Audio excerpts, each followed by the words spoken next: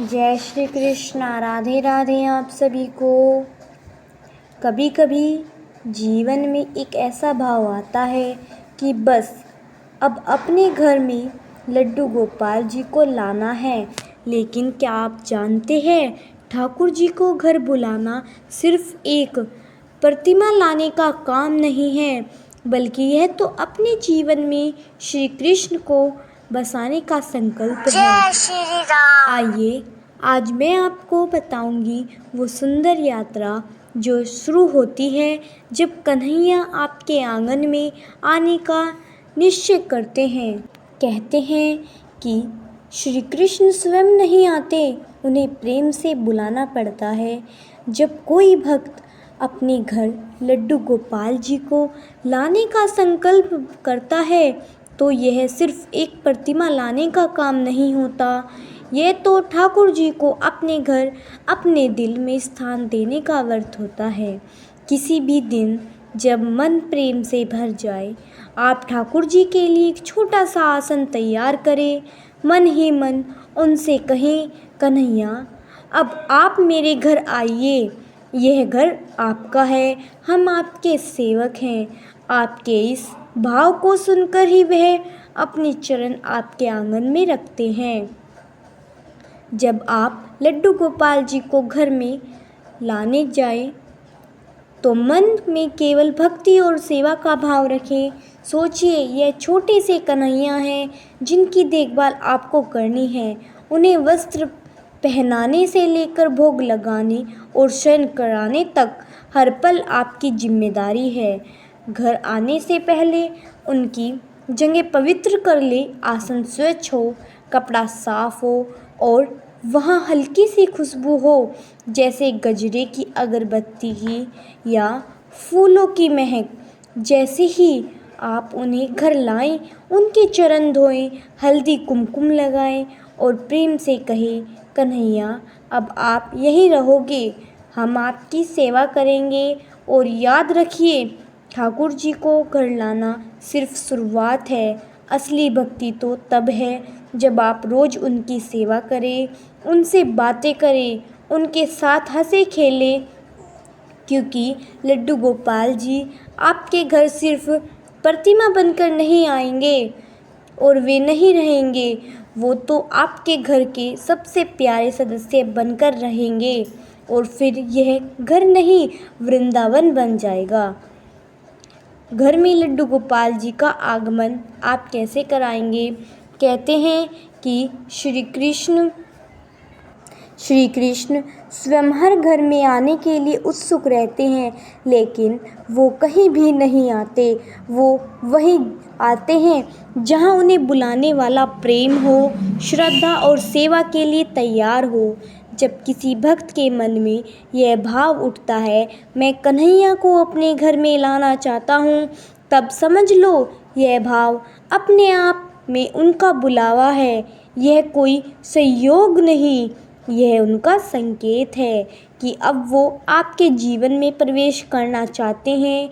घर लाने से पहले का भाव। अब आप सोचिए, जब किसी के घर में एक छोटा सा बच्चा आता है तो परिवार कैसे तैयारी करता है। उसके कपड़े, उसका बिस्तर, उसका दूध, उसका स्नान सब पहले से सोच समझ कर रखा जाता है। ठीक उसी तरह ठाकुर जी के आने से पहले भी मन और घर दोनों को तैयार करना पड़ता है। सबसे पहले अपने मन में ठान लीजिए कि अब यह घर उनका भी होगा।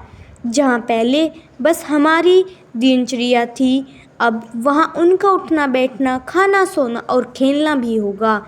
आपके घर में अब नन्हे खाना की खिलखिलाहट गूंजेगी।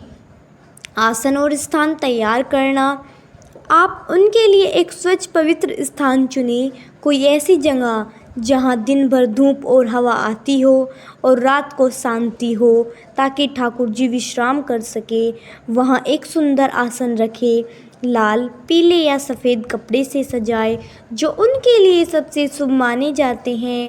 आप चाहें तो आसन पर थोड़े से फूल या तुलसी दल भी रख सकते हैं। उनका स्वागत जिस दिन आप ठाकुर जी को घर लाएं, उस दिन सुबह सुबह नहा धोकर स्वच्छ वस्त्र पहने और मन में श्री कृष्ण का नाम जपते रहे।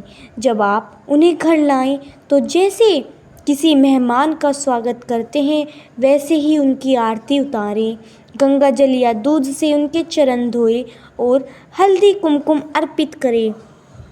आप उनसे मन ही मन कहें, कन्हैया अब आप मेरे जीवन के स्वामी हैं, यह घर आपका है, मैं आपकी सेवा में लगा रहूँगा।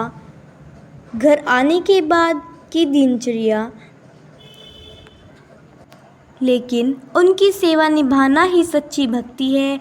जैसे माँ बाप अपने बच्चों को रोज़ नहलाते हैं, खिलाते और सुलाते हैं, वैसे ही ठाकुर जी की सेवा करनी होती है। सुबह उठाकर उन्हें स्नान कराएं, सुंदर वस्त्र पहनाएं, भोग भी लगाएं, चाहे वह रोटी हो, फल हो या खीर। भाव सबसे महत्वपूर्ण है। दिन में उनसे बातें करें, उन्हें अपनी खुशियाँ दुख सब सुनाएं, रात को उन्हें शयन कराएं और एक छोटे से बिस्तर पर विश्राम के लिए लेटाएं। भाव का महत्व क्या होता है? ठाकुर जी को महल या सोने के सिंहासन की आवश्यकता नहीं है। उन्हें चाहिए तो बस सच्चा प्रेम, निष्कपट सेवा, अपनेपन का भाव। अगर प्रेम से बुलाएंगे तो मिट्टी के आसन पर भी बैठाकर आपको वहीं सुख देंगे जो वे कुंड में भी नहीं मिलता। और जब वे एक बार आपके घर आते हैं तो आपका घर सिर्फ घर नहीं रहता, वह वृंदावन बन जाता है, जहाँ हर दिन उत्सव है, हर दिन रहस्यमयी भक्ति है और हर पल आनंद है। जब आप प्रेम और सेवा के भाव से लड्डू गोपाल जी को घर लाते हैं तो समझ लीजिए अब आपका घर वृंदावन बन गया है। हर सुबह उनका मुस्कुराता चेहरा, हर शाम उनकी आरती और हर रात उनका विश्राम, यह सब आपके जीवन में एक नई रोशनी भर देगा। और याद रखिए, ठाकुर जी को महलों की नहीं, आपके सच्चे प्रेम की ज़रूरत है। तो आइए इस जीवन को उनकी सेवा में समर्पित करें और देखिए कैसे हर दिन आनंदमय हो जाता है। जय श्री कृष्ण।